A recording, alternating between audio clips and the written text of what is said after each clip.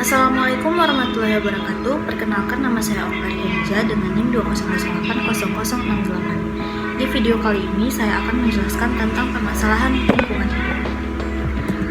Pertama-tama, di sini saya akan menjelaskan poin pertama, yaitu pengertian lingkungan hidup. Apa sih lingkungan hidup? Lingkungan hidup adalah sistem yang merupakan kesatuan ruang antara makhluk hidup dan komponen abiotik lainnya. Lingkungan adalah istilah yang mencakup segala makhluk hidup dan tak hidup di alam yang ada di bumi atau bagian dari bumi, yang berfungsi secara alami tanpa campur tangan manusia yang berlebihan. Dalam lingkungan hidup terdapat ekosistem, yaitu tatanan unsur lingkungan hidup yang merupakan kesatuan utuh menyeluruh dan saling mempengaruhi dalam membentuk keseimbangan, stabilitas, dan produktivitas lingkungan hidup. Selanjutnya, saya akan menjelaskan contoh permasalahan lingkungan hidup. Yang pertama, kekeringan. Seringkali di berbagai wilayah Indonesia mengalami kekeringan luar biasa yang dapat berakibat buruk banyak warga yang kekurangan sumber air bersih. Yang kedua, banjir. Di saat musim penghujan tiba, banyak wilayah Indonesia yang rentan mengalami bencana banjir bandang yang datang secara tiba-tiba. Akibatnya banyak kegiatan yang mengalami kelumpuhan dan tak mampu menghasilkan pendapatan. Yang ketiga, tanah longsor. Biasanya tanah longsor dapat terjadi setelah hujan deras mengguyur suatu wilayah dengan lereng curam. Seperti halnya banjir, tanah longsor juga rentan mengakibatkan korban jiwa. Yang keempat, pencemaran sungai.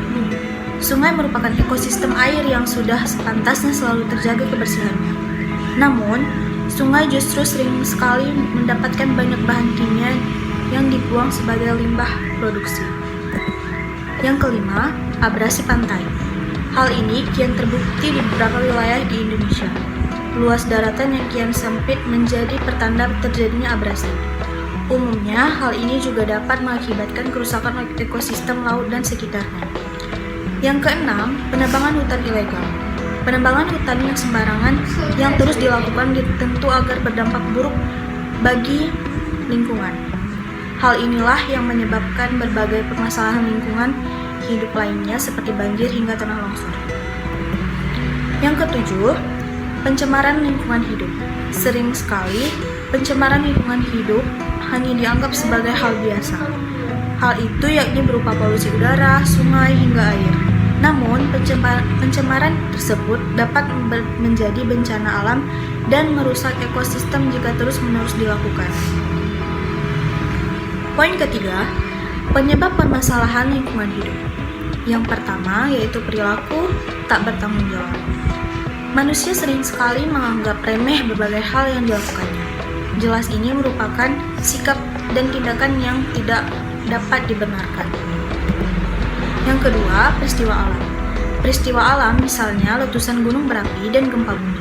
Bencana tersebut dapat terjadi sewaktu-waktu dan menimbulkan kerusakan lingkungan dalam jangka waktu yang cukup lama. Yang ketiga, acuh tak acuh terhadap lingkungan. Sikap tak peduli dengan lingkungan ini cenderung membuat manusia tak bertanggung jawab untuk melakukan suatu kegiatan.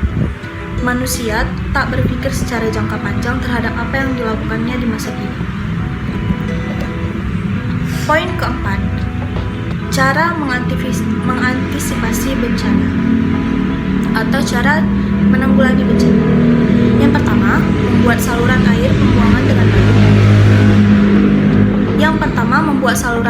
air pembuangan dengan baik. Yang kedua, meningkatkan lahan penyerapan air dapat berlangsung dengan baik selama musim penghujan. Yang ketiga, tak membuang sampah sembarangan di tempat.